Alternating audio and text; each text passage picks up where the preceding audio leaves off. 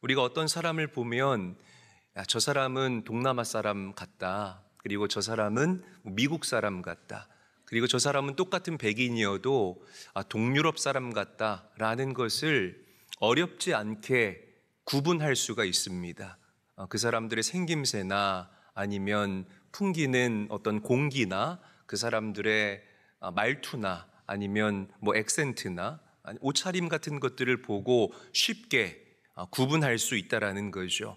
이처럼 사도 요한은 우리에게 분명하게 이야기를 합니다. 하나님의 자녀와 마귀의 자녀는 그냥 딱 봐도 구분이 된다라는 거죠. 그리고 하나님의 자녀와 마귀의 자녀를 구분짓는 가장 결정적인 요소가 바로 사랑이다 라고 이야기를 하고 있습니다. 특히 사도 요한이 오늘 본문 말씀을 보게 되면 가인을 예를 들어서 우리에게 이야기를 해요. 그리고 너희는 가인과 같이 살아서는 안 된다라고 우리에게 엄중하게 경고하면서 오늘 본문 말씀을 시작하고 있습니다. 창세기 4장을 보게 되면 가인과 아벨의 그 제사의 이야기가 등장을 하고 있습니다. 여러분들이 잘 알다시피 가인이 형이고 아벨이 동생이에요. 형 가인과 동생 아벨이 동시에 하나님께 제사, 예배를 드렸을 때에 하나님께서는 형 가인의 제사를 받지 않으시고 동생 아벨의 제사만을 받으셨습니다. 아벨이 잘못한 게 없잖아요. 그런데 형 가인은 아벨을 향한 미움의 마음을 품기 시작합니다.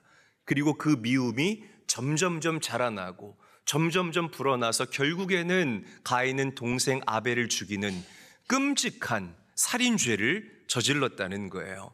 여러분들 안에 미움과 그리고 시기와 원망과 다툼과 같은 이런 키워드들이 가득하다면 여러분 이것들을 우리가 예수의 이름으로 하루빨리 우리 마음에서 몰아낼 수 있어야 합니다. 왜냐하면 미움과 시기와 원망과 다툼과 같은 이것의 뿌리는 마귀에서 난 것이기 때문이라는 것이에요. 내 마음이 이런데 어떡해? 내 마음이 지금 정리 안 되고 정돈 안 되는데 어떡하겠어? 이런 식으로 살아가다가는 마귀가 반드시 여러분들의 그 미움과 원망과 시기가 가득한 그 마음을 노려서 더 큰 죄로 여러분들을 끌고 들어가고 그리고 우리가 돌이킬 수 없는 충동적인 결정을 하게 만든다라는 사실을 우리는 반드시 명심할 수 있어야 하고 또 주의할 수 있어야 합니다. 자, 그런데 요즘 세상을 보면 마치 형 가인이 동생 아벨을 미워하는 것처럼 세상이 우리 믿음의 사람들을, 그리스도인들을 그렇게 미워하는 것만 같아요. 자, 오늘 본문 말씀 13절 우리 함께 한번 읽어보도록 하죠. 큰 소리로 읽겠습니다. 시작. 형제들아, 세상이 너희를 미워하여도 이상히 여기지 말라. 가족 중에 한 사람이 예수를 잘 믿어보세요. 이제 믿음의 연수를 더해가고 이 신앙생활이라는 게 예수님과 동행하면 동행할수록 가속도가 붙거든요. 그러면서 어떤 얇은 막을 뚫고 올라가면서 내가 그 다음 단계로 성장하는 겁니다. 그런데 내가 예수를 믿으면 믿지 않는 가족들이 얼마나 그 결정적인 순간에 나의 마음을 어렵게 하는지 모르겠어요. 우리 교회도 있습니다. 주일 전에 달려 나오는데 주중에는 가만히 있다가 꼭 교회 갈 때만 되면 찐빠를 주는 거예요. 좋은 마음을 가지고 나와서 앉아 있어도 은혜를 받을까 말까 한데 그렇게 무너진 마음, 상한 마음을 가지고 이 자리에 나오면 온통 내 마음이 불편하고 그리고 이 몸이 불편하기 때문에 이 예배가 온전하게 드려질 수 없다라는 겁니다. 얼마나 우리의 마음을 어지럽히는지 모르겠어요. 아파트 단지들이 들어설 때에 거기에 종교시설, 교회가 들어선다고 하면 난리가 납니다. 막 시위를 하고 그 맘카페 커뮤니티에 얼마나 교회를 욕하는 글들이 우후죽순으로 올라오는지 모르겠습니다. 방송에서 얼마나 우리 그리스도인들과 교회를 폄하하는지 모르겠어요. 여러분 보세요. 예나 지금이나 이 세상은 우리 그리스도인들을 미워합니다. 믿음의 사람들을 배척하고 있다라는 거예요. 그 이유가 무엇이냐면 이 세상의 배후에는 공중 권세 잡은 자, 마귀가 있기 때문이라는 사실을 여러분들이 올바로 아셔야 합니다. 반드시 아셔야 합니다. 그래서 이 세상의 속성이 뭐예요? 컴피티션, 경쟁 아닙니까? 경쟁이에요. 다니엘이 그 바벨론 땅에서 본인이 하나님께 귀하게 쓰임받았을 때에 다니엘과 함께 믿음을 지켰던 사드락과 메삭과 아벳노고도 함께 들려서 그 바벨론에서 하나님의 영광을 드러내는 기가 막힌 존재로 쓰임받았잖아요. 이게 영적인 원리인데 이 세상의 원리는 내가 올라가려면 저 사람을 짓밟아야 되는 거예요. 동종업계에서 내가 잘 되려면 경쟁에서 이겨야 된다 이 말입니다. 이게 이 세상의 속성이고 이 세상이 저와 여러분들에게 던져주는 키워드라는 거죠. 자, 그렇다면 이렇게 가인처럼 미움과 경쟁과 원망이 가득한 이 시대 가운데에서 이 세상 속에서 우리 그리스도인들이 사랑하며 살아가야 하는 이유가 무엇일까? 오늘 말씀을 통해서 우리가 깊이 있게 한번 알아보기를 원합니다. 자, 첫 번째, 사랑은 저와 여러분들이 하나님의 자녀라는 사실을 드러내는 표지가 되기 때문입니다. 할렐루야. 성경은 놀랍게도 우리 그리스도인의 표지를 믿음에 두지 않습니다. 다시 강조합니다. 내가 믿는 자라는 이 표지를 믿음에 두지 않고 사랑에 두고 있다는 사실을 우리가 반드시 기억할 수 있어야 합니다. 물론 성경은 저와 여러분들에게 예수 믿어야 구원받고 또 이 성경에 기록된 많은 말씀 가운데 믿음으로 홍해를 가르고 믿음으로 그 하나님 크게 놀라운 일들을 경험하게 되고 믿음으로 수없이 많은 기적과 이사와 표적들을 경험한 이야기가 가득합니다. 그럼에도 불구하고 성경은 믿음이 아니라 사랑이 내가 하나님의 자녀라는 것을 드러내는 표지가 된다라고 저와 여러분들에게 분명하게 이야기하고 있습니다. 동의하시면 아멘 합시다. 여러분, 믿는다고 말하는 사람 지천에 널려 있어요.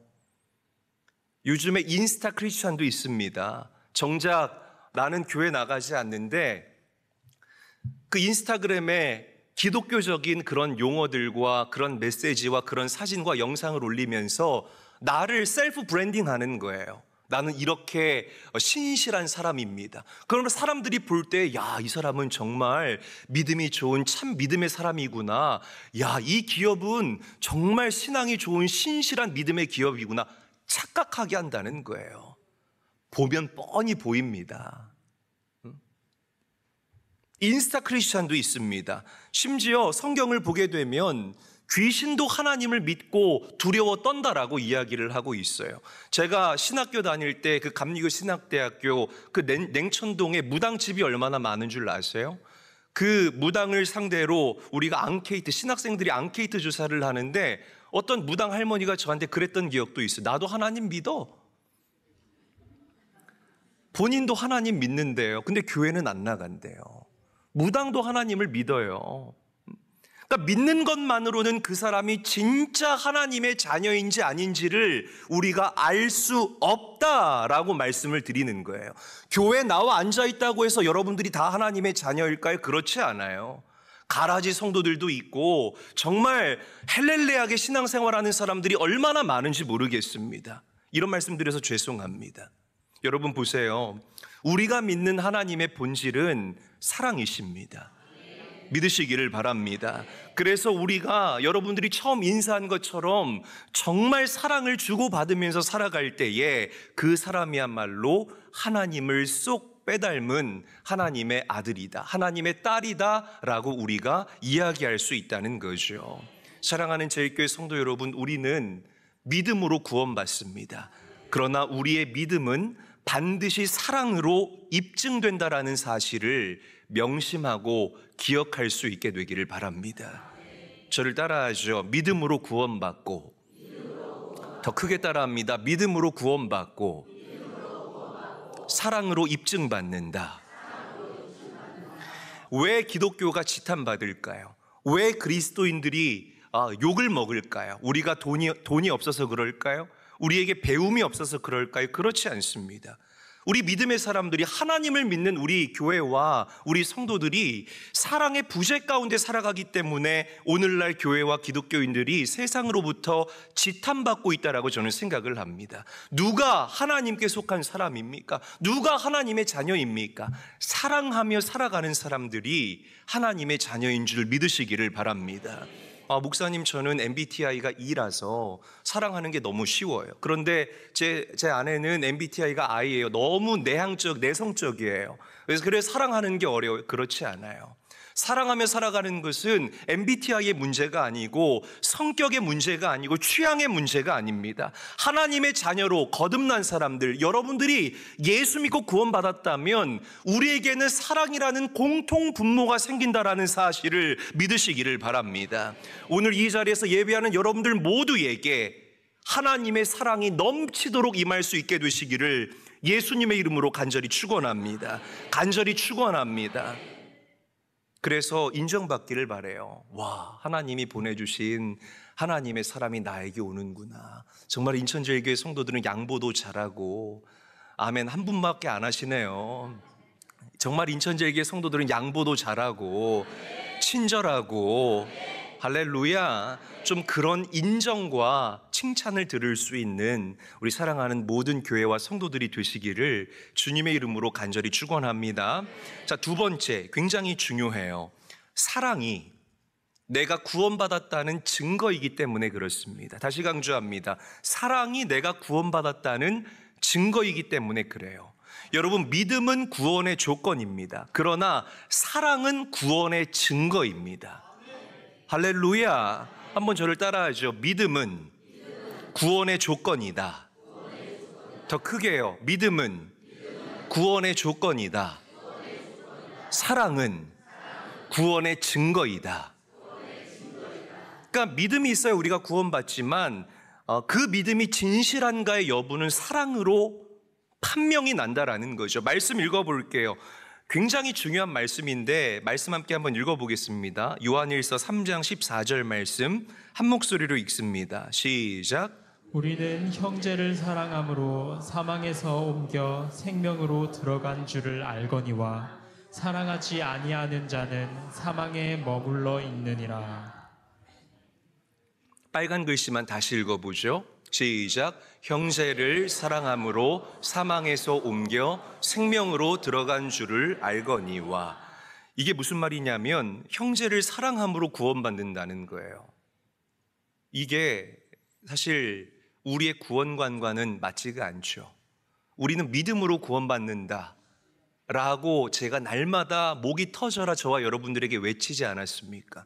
그런데 사도 요한은 요한일서에서 형제를 사랑함으로 여러분들이 사망에서 생명으로 옮겨진다, 즉 구원받는다라고 이야기를 하고 있어요. 자, 그런데 우리가 잘 알다시피 요한 1서를 쓴 사도 요한이 또 다른 서신 뭘 썼죠? 1번 요한복음, 2번 요한복음. 뭘 썼어요? 요한복음을 썼잖아요. 그런데 요한복음에서는 또 사도 요한이 다르게 얘기를 했어요. 자, 보세요. 이거 듣고 넘어갑시다. 요한일서에서는 사도 요한이 사랑으로 말미암아 우리가 사망에서 생명으로 옮겨진다라고 얘기했는데 요한복음에서는 다른 이야기를 합니다. 말씀 읽어봅니다. 요한복음 5장 24절 말씀 시작. 내가 진실로 진실로 너희에게 이르노니 내 말을 듣고 또 나 보내신 이를 믿는 자는 영생을 얻었고 심판에 이르지 아니하나니 사망에서 생명으로 옮겼느니라. 자, 빨간 글씨만 읽어보죠. 시작. 믿는 자는 영생을 얻었고, 그 다음 줄을 봐도 사망에서 생명으로 옮겨졌다. 누가? 믿는 자가 사망에서 생명으로 옮겨졌다라고 이야기를 하고 있습니다. 그러니까 요한복음에서 이야기한 내용과 요한 1서에서 이야기한 내용이 앞뒤 문맥이 맞지 않는다는 거예요. 여러분, 제가 복음에 대해서 외치면서 제가 외치는 외침에 획일성이 없다면 여러분 이 이야기들을 여러분들이 신뢰할 수 있겠습니까? 당연히 신뢰할 수 없죠. 그런데 사도 요한은 요한복음에서 믿음으로 구원받는다라고 이야기를 하고 요한일서에서는 사랑함으로 구원받는다라고 이야기를 하고 있습니다. 이제 여러분들에게 질문 드려봅니다. 여러분, 믿음으로 구원받는다는 것, 그리고 형제를 사랑함으로 내가 구원받는다는 것, 이것이 다른 이야기일까요? 같은 이야기입니다. 왜냐하면 하나님을 믿는 것과 형제를 사랑하는 것은 같은 뿌리, 곧 하나님에게서 난 자의 특징이기 때문이라는 사실을 믿으시기를 바랍니다. 할렐루야. 미움과 시기와 원망과 질투가 한 뿌리, 마귀에게서 난 것과 똑같이 형제를 사랑하는 것, 그리고 하나님을 믿는다는 것은 같은 뿌리, 예수를 믿고 구원받은 자에게 일어나는 특징 중에 하나라는 것이에요. 기억하시기를 바랍니다. 사랑하는 저희교회 성도 여러분, 사랑을 그냥 좋은 것, 추상적으로만 생각하지 마시고 사랑이 여러분들 인생 가운데 구체적으로 행하여지는 동사가 될 수 있기를 우리 구주 예수님의 이름으로 간절히 축원합니다. 간절히 축원합니다. 옆 사람과 인사하죠. 사랑이 당신에게 동사가 되기를 원합니다. 인사하겠습니다.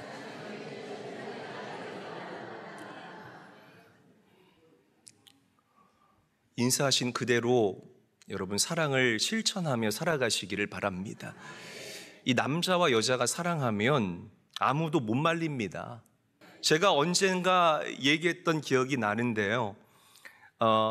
옛날에는 화란 출신이라고 이야기를 했는데 요즘에 네덜란드 출신이라고 이제 바뀌었죠. 화란 출신의 78세가 되신 엘레나라는 할머니가 있었다고 합니다. 그런데 이 할머니의 평생 소원은 담배를 끊는 것이 평생 소원이었다는 거예요. 그래서 이 담배를 끊기 위해서 약도 먹어보고 병원에도 가보고 또 클리닉에도 가보고 패치도 붙여봤는데 도저히 담배가 끊어지지를 않았다고 합니다. 그런데 어느 날 이 엘레나라는 할머니에게 봄날 그 꽃에 나비가 찾아오듯 사랑이 찾아왔으니 그의 이름은 제이슨, 나이는 1살 많은 79살의 할아버지가 찾아온 거예요. 뜨겁게 사랑했습니다. 그런데 어느 날 이 제이슨이라는 할아버지가 근심이 가득한 얼굴로 이 엘레나 할머니에게 이렇게 얘기를 하더래요. 오 나의 사랑 엘레나, 내가 당신과 결혼하고 싶은데 내 마음에 딱 하나 걸리는 것이 있습니다.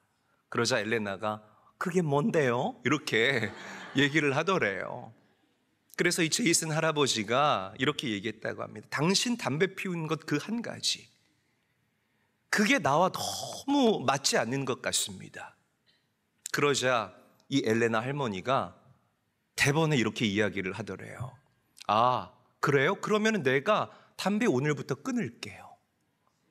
50년을 막 진짜 온갖 노력을 해도 끊어지지 않던 담배가 하루 사이에 그냥 완벽하게 끊어졌다라는 거죠. 이게 잡지에 올라왔던 이야기인데 이 기사의 마지막 줄에 엘레나 할머니가 이렇게 고백했어요.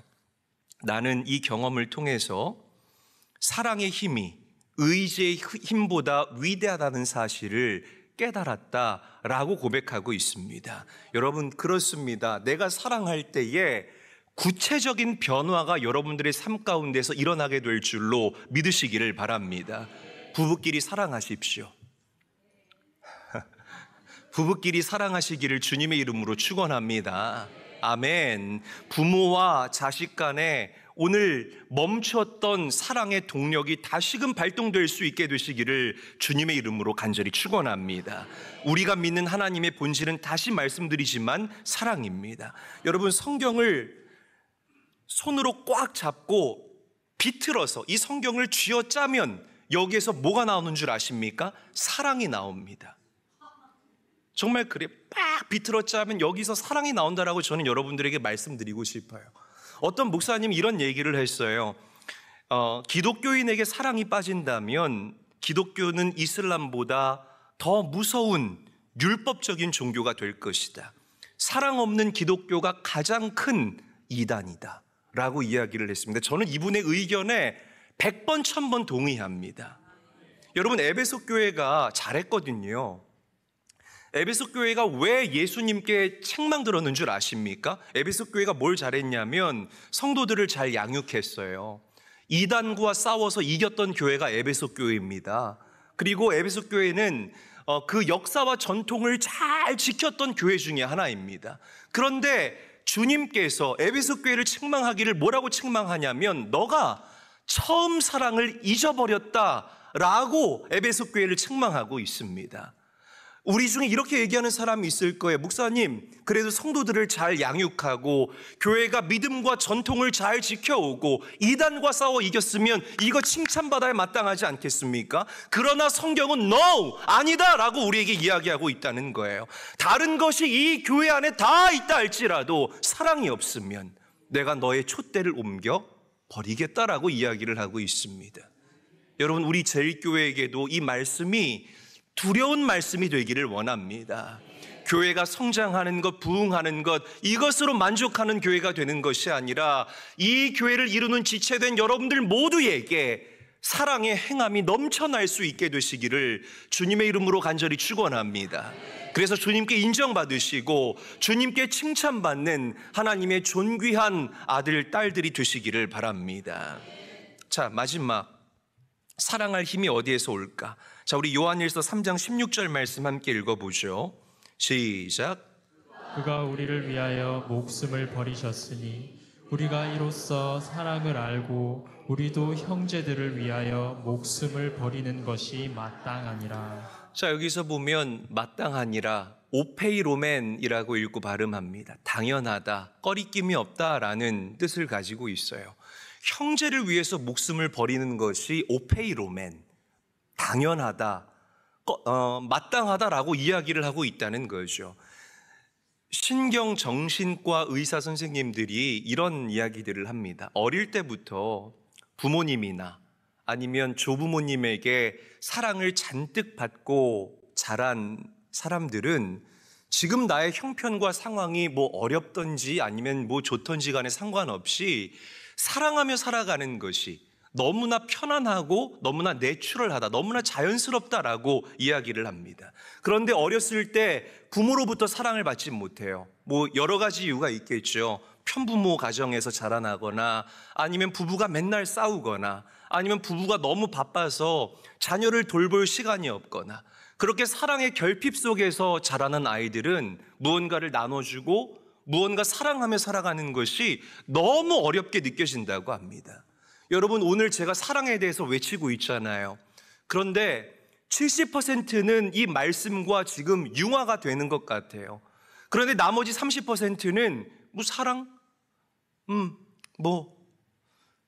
그래, 뭐 좋은 얘기지, 이런 표정으로 지금 말씀을 받고 있습니다. 하나님의 말씀이 우리에게 증거될 때에 말씀이 내 속에 들어와서 나를 휘감고 나와 정말 하나가 되어서 여러분들이 말씀을 받아야 되는데 물과 기름이 섞이지 않고 튕겨나가듯이 그렇게 이 사랑이라는 메시지를 튕겨내고 이게 어색하게 들리는 사람들이 이 자리에 있다라는 거죠. 왜 그럴까? 여러분, 오늘 여러분들을 도전합니다. 에페이로멘, 사랑하는 것이 여러분들에게 어색한 일이 아니라 당연한 일, 마땅한 일이 될 수 있기를 주님의 이름으로 간절히 축원합니다. 오늘 이 예배 가운데에 하나님의 터치하심을 경험하십시오. 아멘. 기가 막히게 여러분들을 만지시는 그 주님의 손길을 오늘 이 시간 넘치도록 여러분들이 먼저 경험할 수 있게 되시기를 간절히 바라고 소망합니다.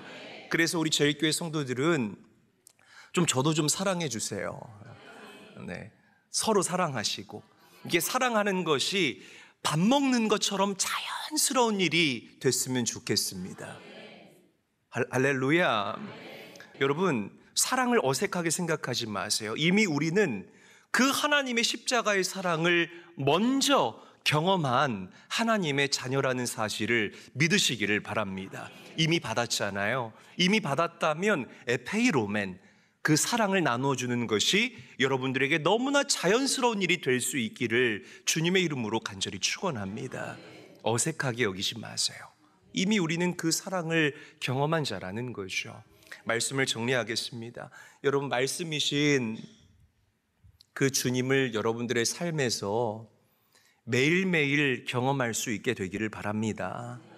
말씀을 읽으시고 그렇게 말씀 안에 거할 때에 우리는 날마다 하나님의 사랑 아래 거하게 되면서 그렇게 사랑을 나누고 사랑을 받고 살아가는 이 사랑으로 가득한, 사랑으로 블라썸하는 여러분들의 인생이 조금도 어색하지 않고 당연하고 마땅한 일로 여기며 살아가게 되는 능력 있는 하나님의 아들, 딸들이 될 줄 믿습니다.